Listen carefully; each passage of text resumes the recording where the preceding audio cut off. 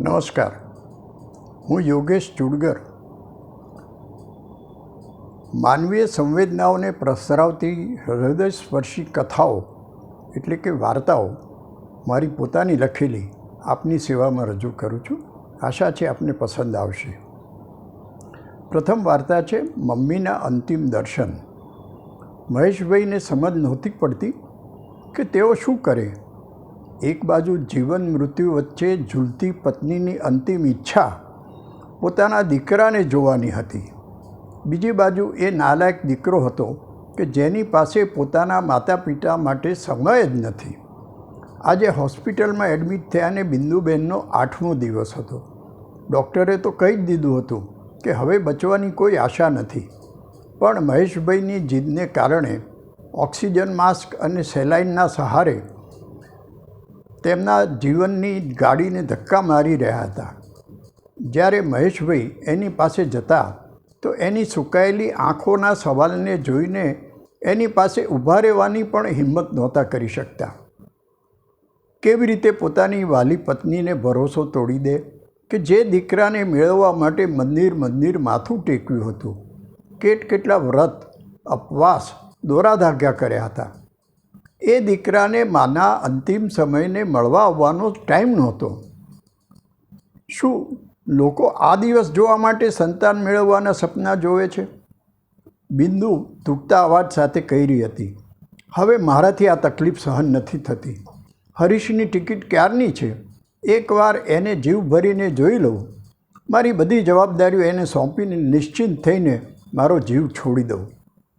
તમે એકવાર એને પૂછો તો ખરા કે એ ક્યારે આવે છે. પોતાની પત્નીને આવી રીતે તકલીફમાં જોઈને આખરે મહેશભાઈની હિંમત પણ તૂટી ગઈ અને એમણે દીકરા હરીશને ફોન જોડ્યો. ફોન પછી એમને ખાતરી હતી કે હરીશ આ ટાઈમે ઓફિસમાં હશે અને ફોન નહીં ઉપાડે, કેમ કે એ ઓફિસના કામમાં વ્યસ્ત હશે. પરંતુ હવે સવાલ દીકરાની વ્યસ્તતાનો નહીં, પત્નીના જીવનનો હતો. એટલે એમણે મજબૂરીમાં ફોન જોડ્યો.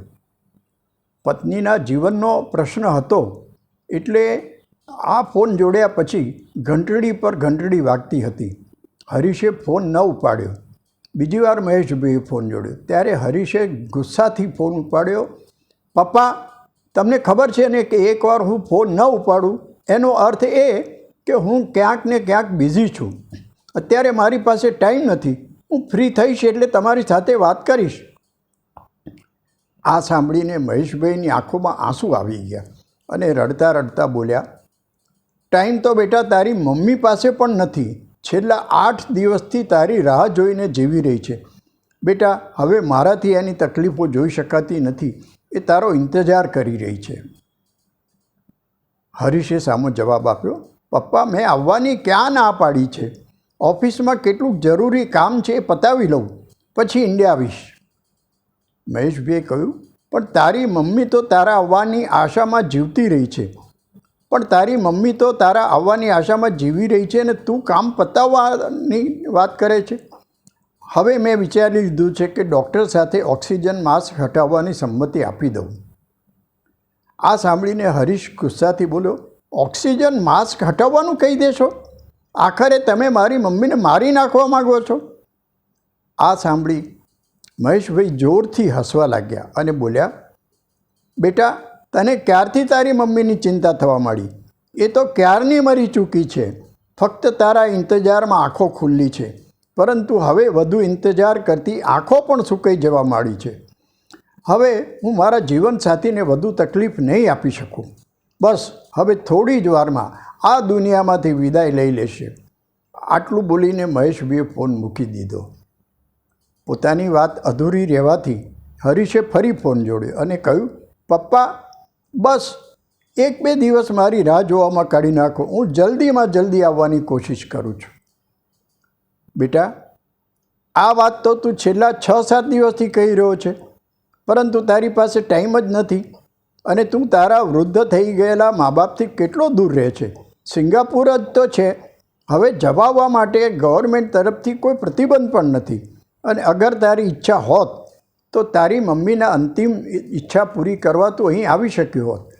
પણ છોડ, હવે તારી સાથે વાત કરવામાં ટાઈમ બગાડવો નથી, બિંદુને મારી જરૂર છે કહીને મહેશભાઈએ વાત પૂરી કરવામાં જતા ત્યાં હરીશે કહ્યું, તમે એવું કઈ રીતે કહી શકો કે મારી પાસે ટાઈમ નથી? શું હું દર અઠવાડિયે એક દિવસ વિડીયો કોલ પર તમારી સાથે વાત નથી કરતો? મને મારી મમ્મીના અંતિમ દર્શન કરવાથી વંચિત ના કરશો. હું અહીંથી પહેલી ફ્લાઇટ મળે એની ટિકિટ બુક કરાવીને ઇન્ડિયા આવી જાઉં છું. મહેશભાઈએ કહ્યું, તારી મરજી પડે ત્યારે આવી જજે, કોઈ જબરદસ્તી નથી. મહેશભાઈએ દીકરા સાથે વાત પૂરી કરીને ફોન મૂકી દીધો અને પોતાની પત્ની બિંદુ પાસે જઈને ઊભા રહ્યા. બિંદુ એમને જોઈને મુસ્કરાઈને બોલી, 8 દિવસની દોડાદોડમાં તમે કેટલા કમજોર થઈ ગયા છો. ખ્યાલ રાખો તમારી જાતનો, નહીં તો હરીશ આવશે અને મારા પર નારાજ થશે કે મમ્મી તે પપ્પાનું બરાબર ધ્યાન નથી રાખ્યું. પછી બિંદુએ ઈશારાથી પોતાની પાસે બોલાવીને કહ્યું, એકવાર મારી નજીક આવીને બેસો ને અને મારા વાળ સરખા ઓળી આપો. કેટલા દિવસ થયા તમને મારી પાસે બેઠાને. પત્નીના આગ્રહ પર મહેશભાઈ એની નજીક બેઠા, એના વાળને ધીમે ધીમે સરખા કરવા લાગ્યા. બિંદુએ કસીને મહેશભાઈનો હાથ પકડી લીધો અને એની આંખો બંધ થઈ ગઈ. મહેશભાઈ પણ બિંદુનો હાથ કસીને જોરથી પકડ્યો હતો અને બંનેની પસંદનું ગીત ગાઈ રહ્યા હતા. થોડીવાર પછી મહેશભાઈને બિંદુના હાથની ગરમી ઓછી થતી લાગી તો એમણે સપોર્ટ સિસ્ટમના મોનિટર તરફ નજર કરી તો વાંકી ચૂકી લાઈનોના બદલે સીધી લાઈન દેખાઈ. ડૉક્ટરે પણ કહી દીધું, શી ઇઝ નો મોર. થોડીવાર પછી